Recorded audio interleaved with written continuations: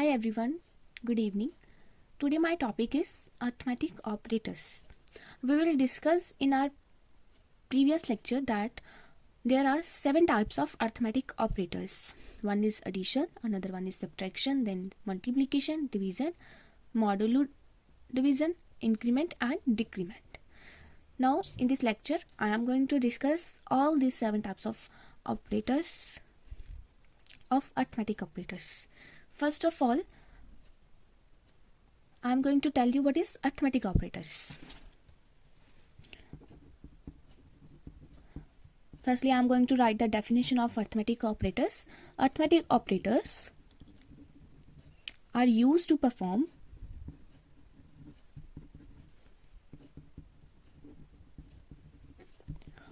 arithmetic operations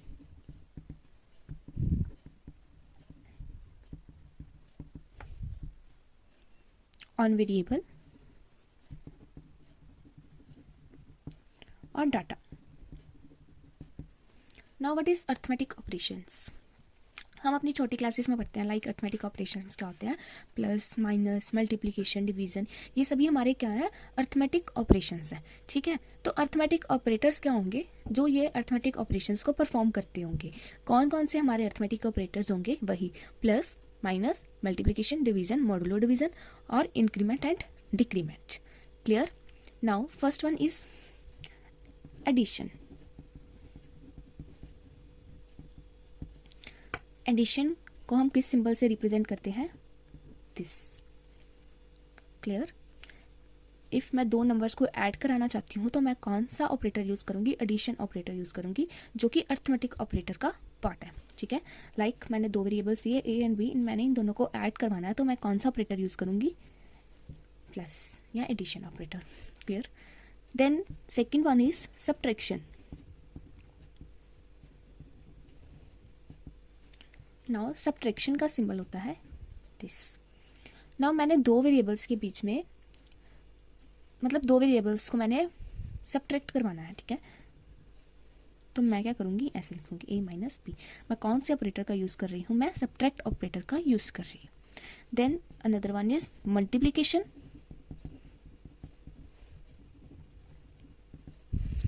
multiplication का symbol होता है दिस. हम अपना जब वैसे हम नॉर्मली मैथ्स करते हैं तो हम ऐसे करते हैं, बट कीबोर्ड लैंग्वेज में कीबोर्ड पे मल्टीप्लिकेशन का साइन होता है ऐसे. ठीक है, अगर मैंने दो वेरिएबल्स के बीच में मल्टीप्लिकेशन करवानी है तो मैं ऐसे लिखूंगी. ठीक, उसके बाद आता है डिवीजन. डिवीजन का सिंबल होता है ऐसे. मैंने दो वेरिएबल्स के बीच में डिवीजन करानी है तो मैं लिखूंगी ऐसे. ठीक, उसके बाद आता है हमारा मॉडुलर ऑपरेटर. मॉडुलर ऑपरेटर का साइन होता है ऐसे, जो परसेंटेज का साइन होता है. ठीक, अब मॉडुलर डिवीज़न का क्या मतलब है कि जब हम डिवीज़न करते हैं तो उसका जो रिमाइंडर आता है ना, अब सपोज मेरे पास थी वैल्यू यहाँ पे 10, यहाँ पे 3. ठीक है, इन दोनों को मैंने डिवीज़न करवाई तो मेरे पास क्या होगा? 10. क्लियर? यहाँ पे मेरा रिमाइंडर क्या है? 1. तो मेरा यहाँ पे आंसर क्या आएगा? 10 डिवाइडेड बाई 3 1. क्यों? क्योंकि ये जो मॉडुलर ऑपरेटर है ये हमें क्या देता है? रिमाइंडर देता है. ठीक है, जो डिवीज़न हो रही है उसका जो रिमाइंडर आएगा, जैसे 10 एंड 3 को मैंने डिवाइड किया, उसका जो रिमाइंडर आया वो मुझे मेरा मॉडुलर ऑपरेटर देगा. उसके बाद है इंक्रीमेंट.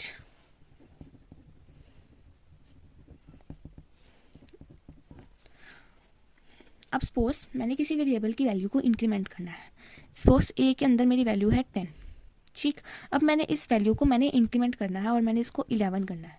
तो मैं क्या करूँगी? मैं ए के आगे प्लस प्लस लगा दूंगी, जिससे क्या हो जाएगा? मेरी वैल्यू क्या हो जाएगी? इंक्रीमेंट हो जाएगी. मेरी वैल्यू 10 से क्या हो जाएगी? 11 हो जाएगी.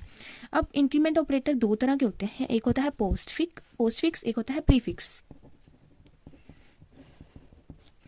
Another one is prefix. Post fix क्या होता है? जब हम वेरिएबल के बाद में वैल्यू लगाएं. ठीक है, वैल्यू नहीं, अर्थमेटिक ऑपरेटर जो कि हमारा इंक्रीमेंट ऑपरेटर है वो वेरिएबल के बाद में लगाएं, उसको हम कहते हैं पोस्ट फिक्स. जो हम अर्थमेटिक ऑपरेटर वैल्यू के पहले लगाएं उसको हम कहते हैं प्रीफिक्स। ठीक है, अब ये काम भी अलग अलग तरीके से करते हैं। कैसे? अब सपोज ए के बीच में थी वैल्यू 10, ठीक है, अब मैंने अपनी जो हमारा जो प्रोग्राम है उसमें मैंने ऐसे असाइन कर दिया, तो क्या होगा, हमारे पहले ए की वैल्यू 10 ही असाइन होगी, 10 ही प्रिंट होगी। नेक्स्ट लाइन में जब हम ए की वैल्यू प्रिंट कराएंगे तो हमारी 11 होगी in case of post fix, but in case of pre fix क्या होगा, पहले इंक्रीमेंटेशन हो जाएगी। ठीक है, जो हमारी ए की वैल्यू 10 थी वो पहले ही 11 हो जाएगी और पहली लाइन में ही हमारी वैल्यू क्या आ जाएगी, 11। ठीक है, प्रीफिक्स मतलब पहले ही इंक्रीमेंटेशन हो रही है फिर वैल्यू असाइन हो रही है ए में। ठीक है, बट इसमें क्या होता है, पहले वैल्यू असाइन हो जाती है ए में फिर इंक्रीमेंटेशन होती है। आई होप आपको ये बात क्लियर हुई होगी। मैं फिर से एक बार रिपीट कर देती हूँ। सपोज ए में मेरी वैल्यू है 10, वन साइड मेरे पास है पोस्ट फिक्स, अनदर साइड मेरे पास है प्रीफिक्स।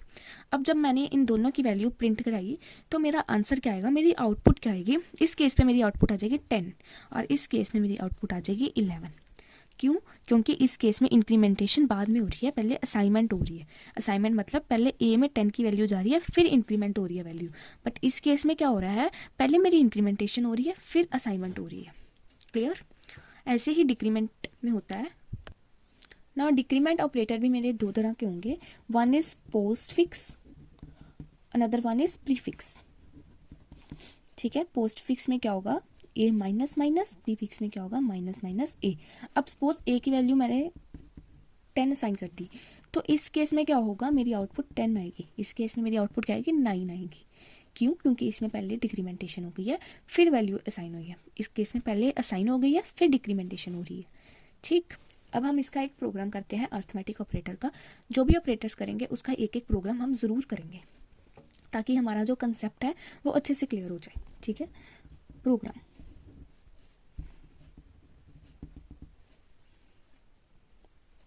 सो सबसे पहले मैंने एक क्लास ली डेमो नाम की। हमें पता है जावा में हर एक प्रोग्राम जो है वो क्लास के साथ ही बनता है। ठीक है, उसमें मैंने एक मेन फंक्शन लिया। अब मैं 2 वेरिएबल्स ले लेती हूँ। ठीक है, क्योंकि जो ऑपरेटर्स हैं, अर्थमेटिक ऑपरेटर्स हैं, वो 2 वेरिएबल्स के ऊपर ही परफॉर्म होंगे। ठीक है, क्योंकि ये एक तरह के बाइनरी ऑपरेटर्स हैं।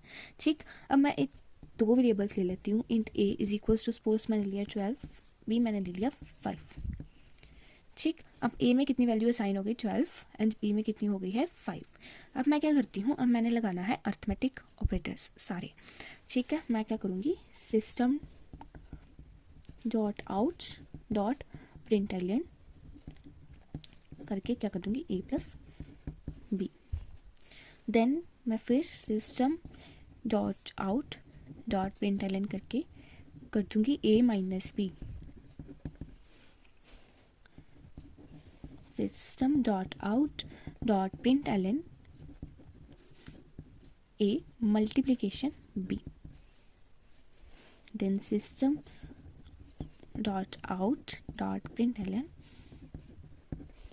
a divided by b, then system dot out dot println a modulus b, then system dot out dot println a plus plus